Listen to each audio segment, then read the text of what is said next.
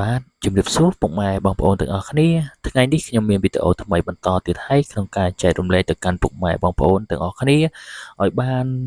ឃើញនៅសកម្មភាពនៃការថតប្លុករបស់ខ្ញុំហើយវីដេអូនេះគឺខ្ញុំនឹងនាំពុកម៉ែបងប្អូនទៅកាន់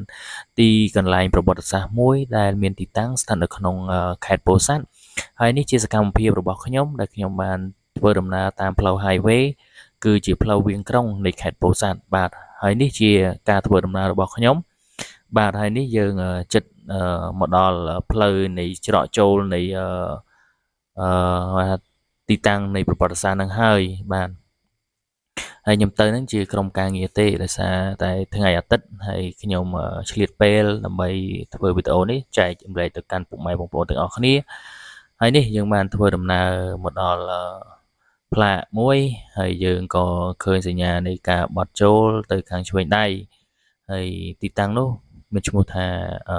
ទីតាំងប្រវត្តិសាស្ត្ររបស់លោកអុកញ៉ាឃ្លាំងមឿងបាទ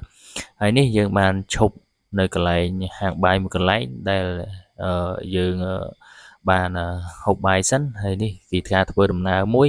នេះហើយយើងមកដល់ទីតាំងហើយយើងទៅត្រង់យើងអត់បត់ខាងស្ដាំទេហើយនេះយើងបានមកដល់ទីតាំងនៃបូជនីយដ្ឋានរបស់លោកតាអុកញ៉ាឃ្លាំងមឿងហើយយើងឃើញថាមានភ្ញៀវជាតិទាំងអន្តរជាតិគឺបានមកកន្លែងទីតាំងប្រវត្តិសាស្ត្រគឺដើម្បីឲ្យធូបបន់ស្រន់នៅសេចក្តីសុខសេចក្តីចម្រើនតកតងទៅនឹងជំនឿហើយតកតងទៅនឹងទីតាំងប្រវត្តិសាស្ត្រផងដែរណាមួយខ្ញុំសង្កេតឃើញថាទីតាំងហ្នឹងគឺជាទីតាំងមួយដែលបងប្អូនតែងតែមិនអាចរំលងបានទេចំពោះអ្នករស់នៅក្នុងខេត្តពោធិ៍សាត់ហ្នឹងបាទហើយទីនេះជាទីកន្លែងសក្ការៈបូជារបស់លោកតាអុកញ៉ាឃ្លាំងមឿងហើយបើយើងនិយាយពីចម្ងាយពីក្រុងពោធិ៍សាត់មកគឺត្រឹមតែ8គីឡូទេដែលម្ដងទីតាំងនៃរបស់លោកអុកញ៉ាឃ្លាំងមឿងដែលជាទីតាំងប្រវត្តិសាស្ត្រសម្រាប់បងប្អូន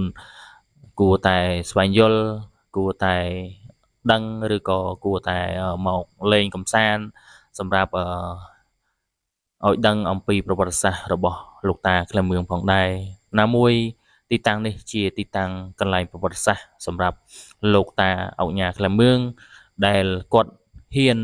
ពលីបូជាជីវិតដើម្បីកេណ្ឌទ័ពខ្មោចសម្រាប់ជួយស្រោចស្រង់ប្រទេសជាតិដើម្បីរក្សានៅកន្លែងដែនដីឬក៏ជាប្រទេសជាតិទាំងមូលផងដែរបាទហើយវីដេអូនេះខ្ញុំមិនមានអ្វីច្រើនទេគ្រាន់តែចង់បង្ហាញទៅកាន់ពុកម៉ែបងប្អូនទាំងអស់គ្នាឲ្យបានឃើញនៅទស្សនវិជ្ជាឬក៏ជាបរិវេណមួយសម្រាប់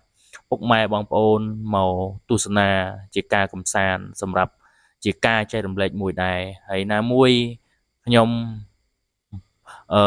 មិនមែនជាអ្នកប្រវត្តិសាស្ត្រអីដែរគាត់ថាជាវីដេអូមួយក្នុងការចែករំលែកទៅកាន់ពុកម៉ែបងប្អូនទាំងអស់គ្នាហើយសង្ឃឹមថាពុកម៉ែបងប្អូនពេញចិត្តនិងគាំទ្រនៅវីដេអូរបស់ខ្ញុំហើយខ្ញុំនឹងធ្វើវីដេអូផ្សេងៗទៀតដើម្បីចែករំលែកទៅកាន់ពុកម៉ែបងប្អូនទាំងអស់គ្នាឲ្យបានទស្សនាឃើញនៅទស្សនវិជ្ជាទីកន្លែងប្រវត្តិសាស្ត្រឬក៏រមណីយដ្ឋានផ្សេងសម្រាប់ចែករំលែកទៅកាន់ពុកម៉ែបងប្អូនទាំងអស់គ្នាបាទហើយទស្សនវិជ្ជានៅក្នុងបរិវេណនៃបូនីយដ្ឋានរបស់លោកតាអុកញ៉ាឃ្លាំងមឿងគឺពិតជាស្រស់ស្អាតមែនទែនហើយសង្ឃឹមថាពុកម៉ែបងប្អូនទាំងអស់គ្នាចូលរួមឬក៏អភិរក្សនៅកន្លែងប្រវត្តិសាស្ត្រផ្សេងក៏ដូចជារមណីយដ្ឋានផ្សេងផងដែរជាចុងក្រោយខ្ញុំអត់មានអីច្រើនទេខ្ញុំមានតែម្រាមដៃ10សូមជូនពរពុកម៉ែបងប្អូនជួបតែសំណាងល្អទាំងអស់គ្នាហើយខ្ញុំក៏សូមអរគុណសូមជម្រាបលា